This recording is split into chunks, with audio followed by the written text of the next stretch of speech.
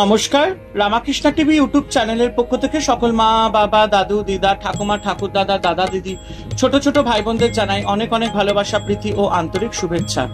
সবাই ভালো আছেন, ভালো থাকবেন।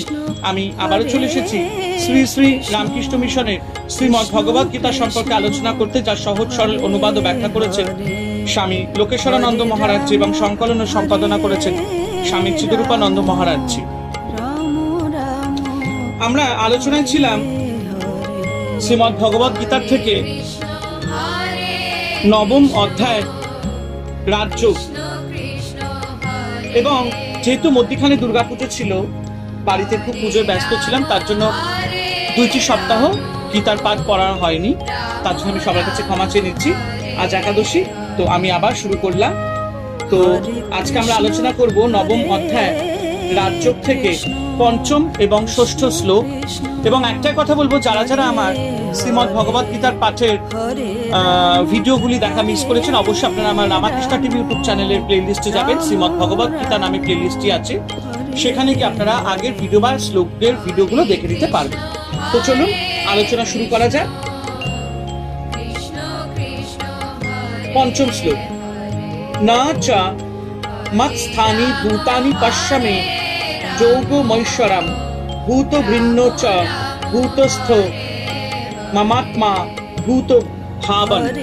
অর্থাৎ ভগবান বলছেন, তুমি আমার ঈশ্বরীয় যোগ মানে পরমাত্মার যথার্থ স্বরূপ দর্শন করো। স্বরূপত ভূত সকল আমাতে অবস্থিত নয়, আবার আমি ভূতগণের ধারক ও পালক হয়েও ভূত মধ্যে অবস্থিত নই, কারণ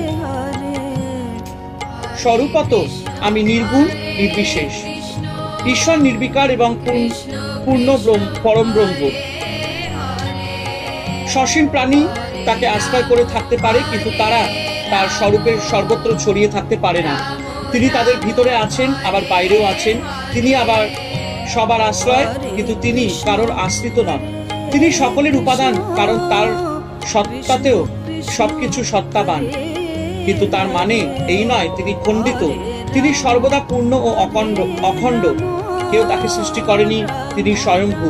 তিনি ভূতভৃত, মাফ করবেন, ভূতভৃত, কারণ সবাই তার উপর নির্ভর করে আছে। তিনি ভূত ভাবন, কারণ তিনি সবার স্রষ্টা। তিনি অসঙ্গ অদ্বিতীয়, স্বরূপত তিনি অদ্বিতীয়। পূর্বের মন্ত্রে বলা হয়েছে সমস্ত জীব ভগবানে অবস্থিত, কিন্তু অন্যভাবে তারা ভগবানে অবস্থিত নয়, কারণ স্থিতি বললেই দেশ কাল সম্বন্ধ বা স্থান ব্যাপকতা বোঝায়।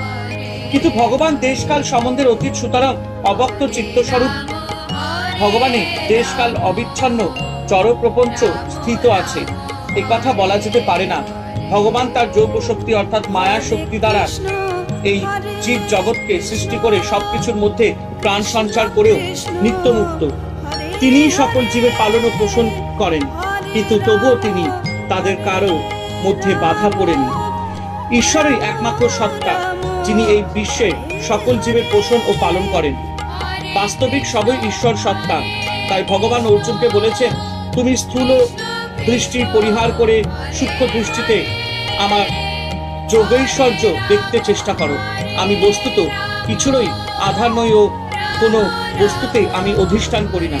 আমার নিত্য একরস বিদ্যমান, সচ্চিদানন্দন ঘন পরমাসার্থ স্বরূপ উপাদান কারণ রূপে সমস্ত ভূতকে ধারণ করে রয়েছে এবং পোষণ করছে। তাই আমি ভূতভৃত মানে পালন ও পোষণকারী, এবং ভূত ভাবন কর্তারূপে উপাদানকারী। আমার স্বরূপ অসঙ্গ অদ্বিতীয় এবং সমস্ত হতে নির্লিপ্ত। এবার আমরা আলোচনা করব ষষ্ঠ শ্লোক। যথাকাশ স্থিত নিত্যং বায়ু সর্বত্র গো মহান তথা সর্বাণি ভূতানি মৎস্থানি তুপ্পধারায়। অর্থাৎ ভগবান বলছেন, সর্বত্র গমনশীল মহান ও বেগবান বায়ু যেরূপ আকাশে স্থিত থাকে, সেই রূপ সকল ভূত আমাতে অবস্থিত থাকে। এ কথা জেন। আকাশ সূক্ষ্ম, বায়ু সেই আকাশে আধেই রূপে বিদ্যমান, কিন্তু স্থূল বায়ু ও সূক্ষ্ম আকাশ একসঙ্গে মিশে যায় না কখনো।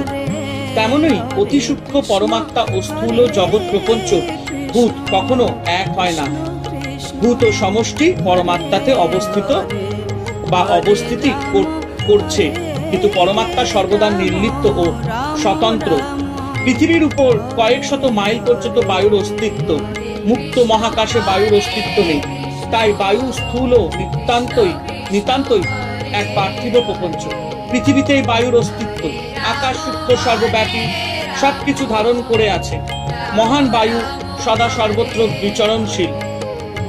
মহাব্যাপ্তি সম্পন্ন বায়ুকে আকাশ ধারণ করে আছে।